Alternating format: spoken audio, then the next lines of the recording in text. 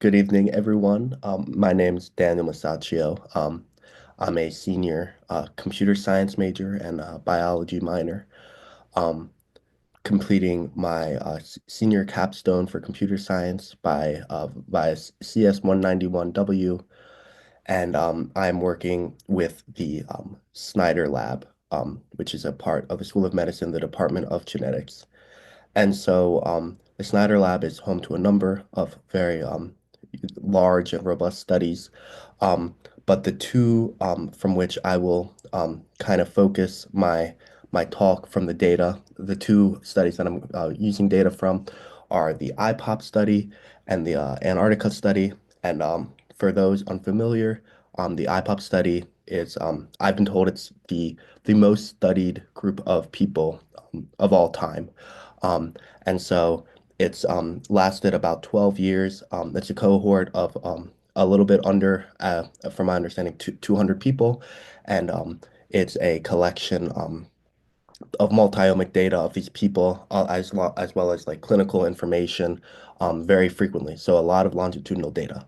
And so the Antarctica study is a pair of individuals traveled, did cross-country skiing through Antarctica, very cold temperatures, and one had a twin sibling, and the other had someone genetically similar to them. And so the two that were in the cold temperatures took fecal samples, and the two that were not like function as controls, and they also took fecal samples to see how the extreme cold weather affects the various health outcomes. And so what I focused on was the microbiome data. So from fecal samples, um, the uh, the relative abundances of a number of bacteria, around 11,000 species, were recorded for currently, there's lots of data being collected as we speak, but in terms of processed clean data with dates attached, there was the four samples in Antarctica and one patient from the IPOP study, though it happened to be its founding member who has hundreds of samples.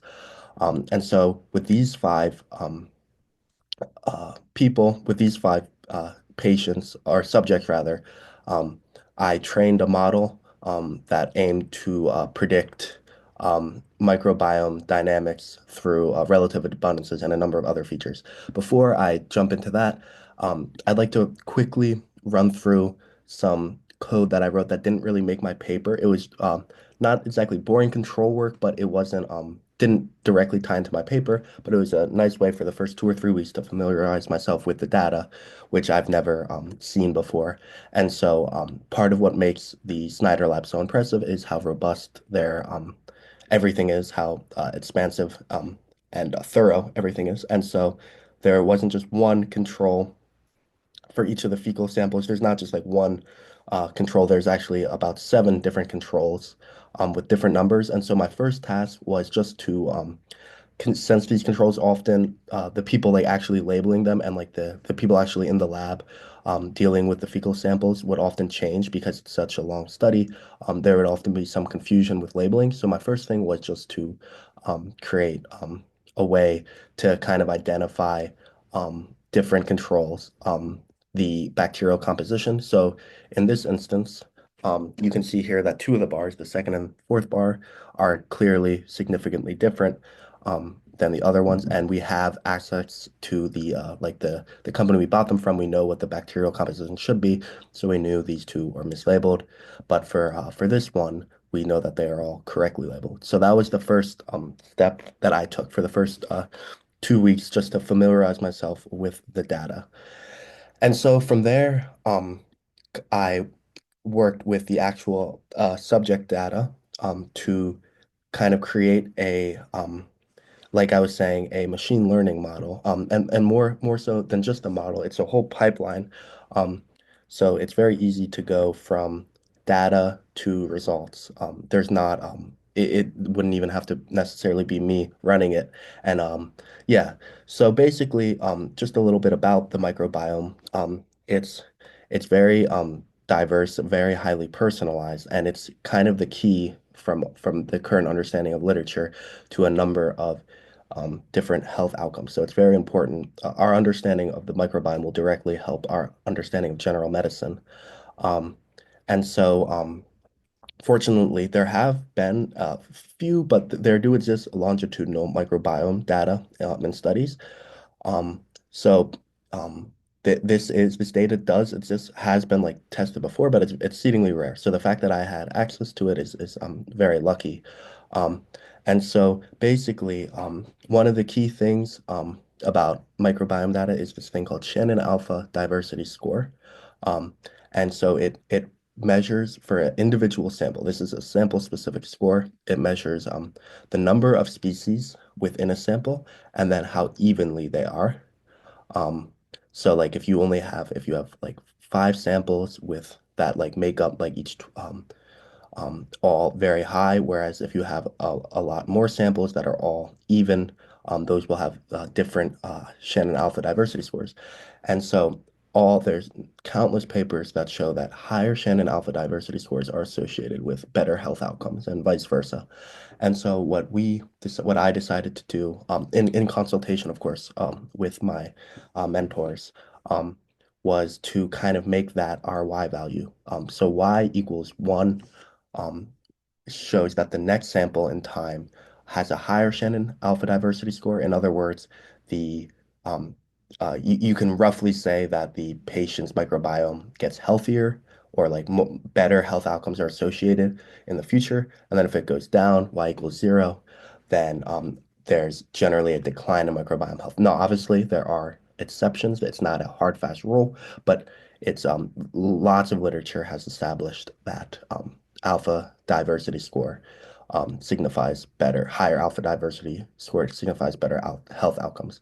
And so from there, once I decided to do y equals 1, y equals 0, because, well, firstly, I tried just the alpha diversity score itself, but it was just not, the model was not accurate.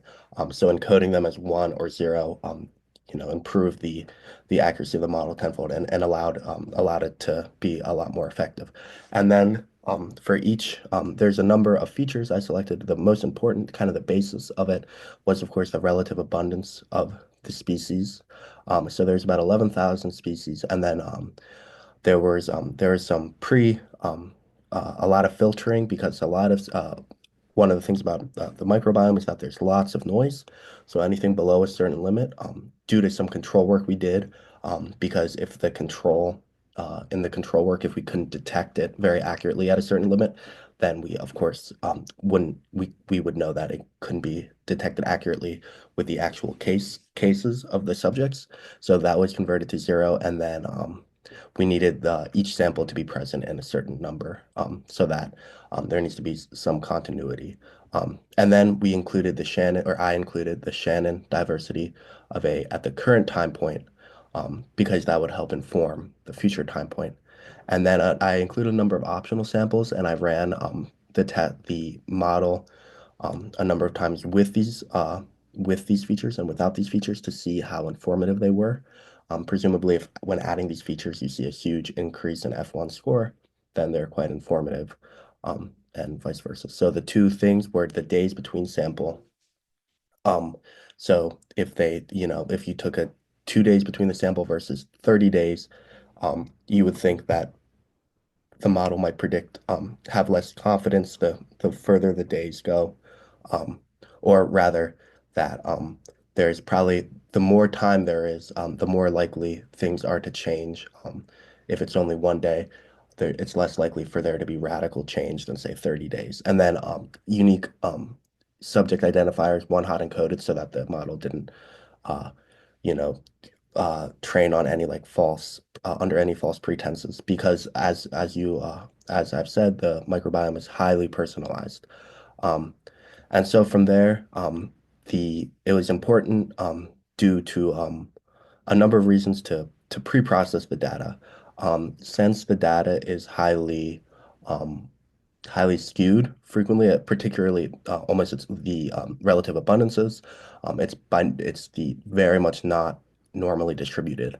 Um, it's important to have the option to standardize the range of values. And then additionally, clustering is quite important because lots of bacteria are very, very highly correlated.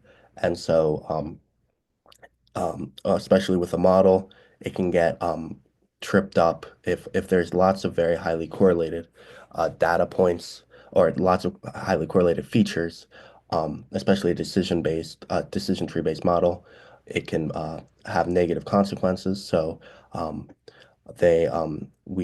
I applied UMAP and HTB scan. Of course, this is optional; it's not required.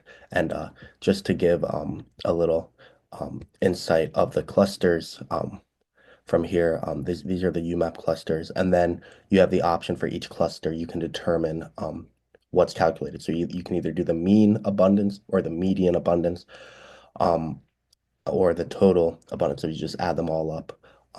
Yeah, so from there, the data is processed. And so from there, all the features are ready. Um, and so um, in order to test this model, I found that just running the model once, I would get a pretty large standard deviation um, of F1 scores.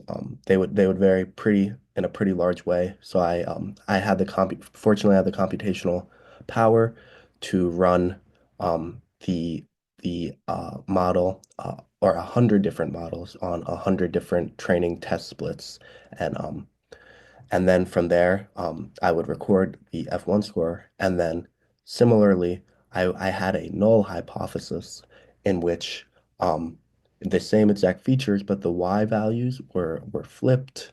They were randomized. The ones and zeros were randomized, but not across um, everything. They were randomized within patient groups. So for instance, if patient one had 4Y equals ones and 3Y equals zeros, patient one would continue to have 4Y equals ones and 3Y equals zeros. They would just be flipped within. Um, and so this basically was the null hypothesis that there's no way to like there's no prediction power. And so we saw here that in my best run, um, after fine-tuning the hyperparameters and selecting a specific model, in this case XGBoost, which I chose because with microbiome, as I was saying, the very skewed distributions and different distributions. And so a decision tree-based model is very effective in those situations, as well as being able to amplify useful predictors and lessen the predictive power of less helpful features. And so, as I was saying, this red line essentially serves as a null hypothesis. Um, and so as you can see, the case median was about 0.67. For an F1 score, like without any context, it doesn't sound all that impressive.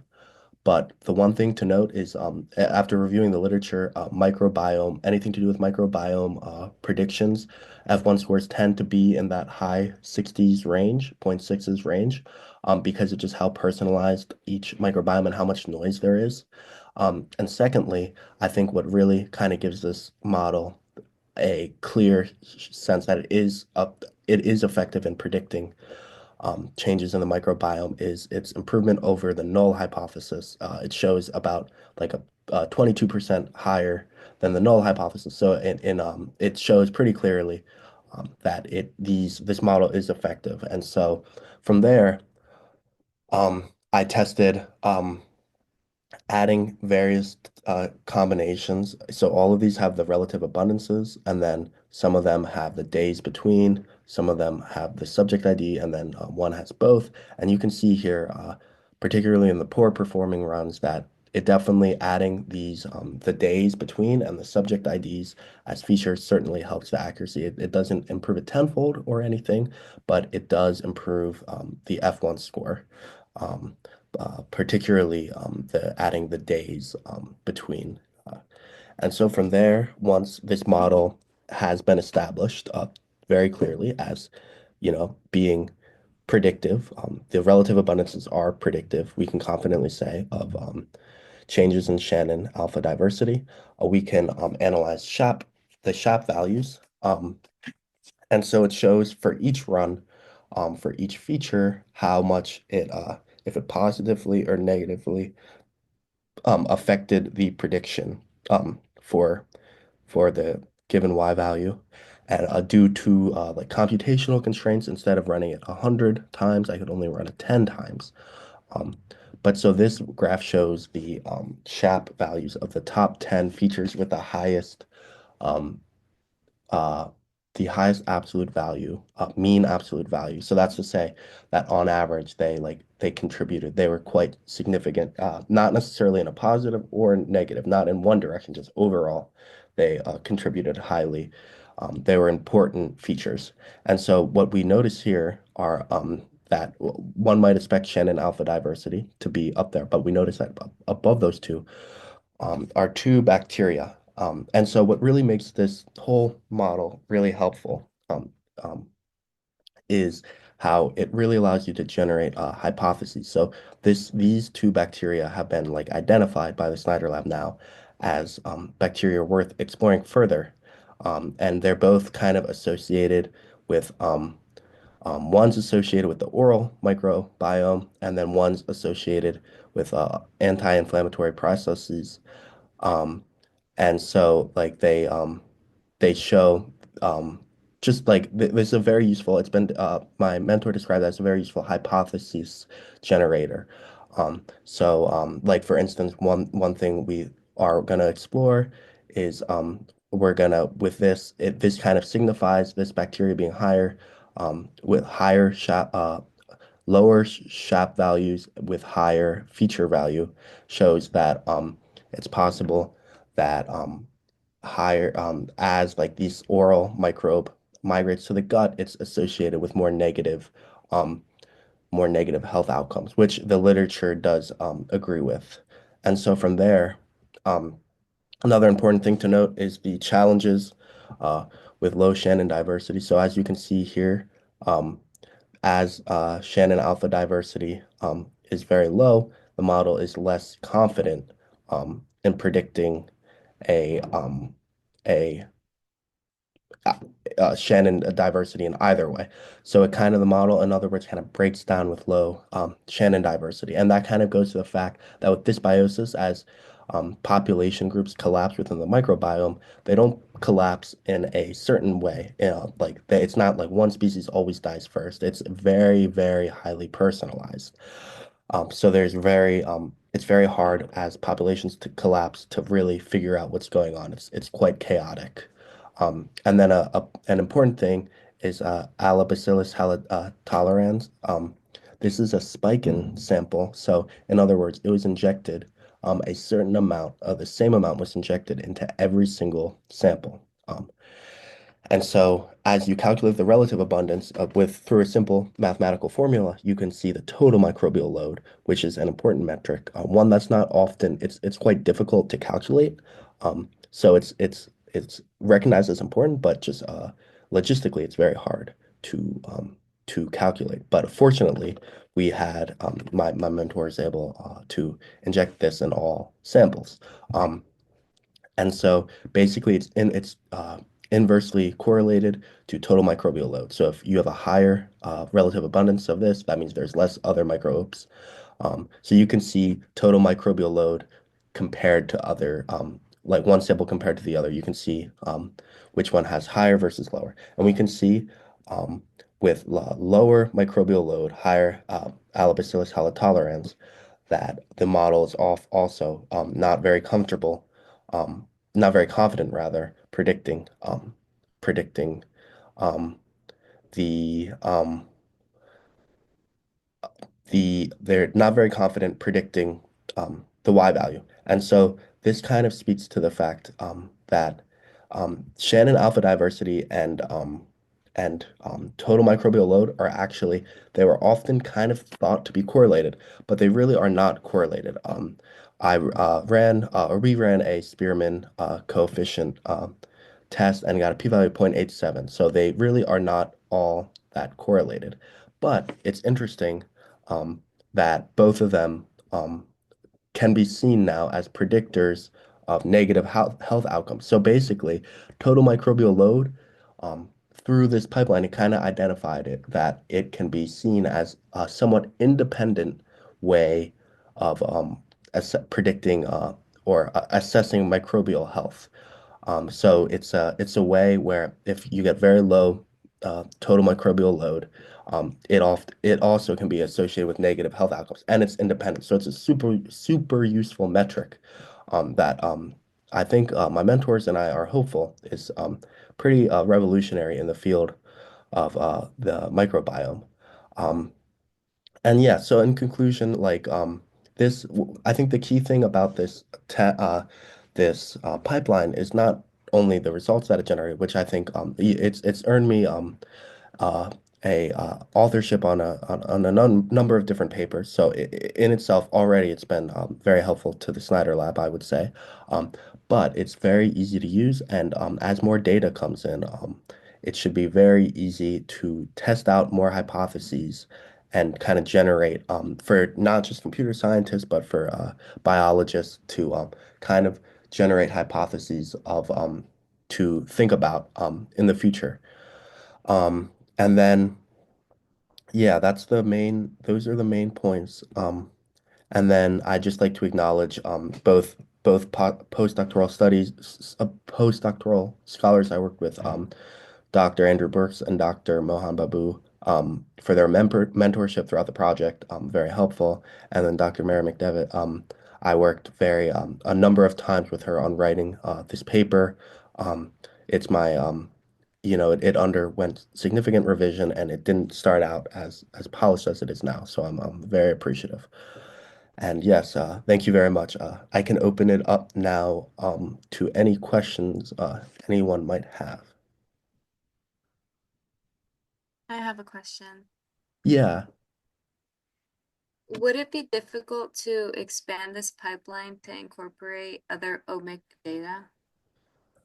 No, that's a great question. And that's actually one of the future directions that I hope to take this. An easy thing that would maybe just really take an afternoon would be to extend it to be able to incorporate clinical data. So like all the things that if when you go to the doctor, all the things that they measure, um, it would be, only it wouldn't be all that difficult. And then the more complicated thing is that I mean, the good and bad thing about the multi-omic lab is that there really is just a lot of data. And so my hope would be eventually to expand it to metabolomic data because all these patients do have metabolomic data, all these subjects do rather.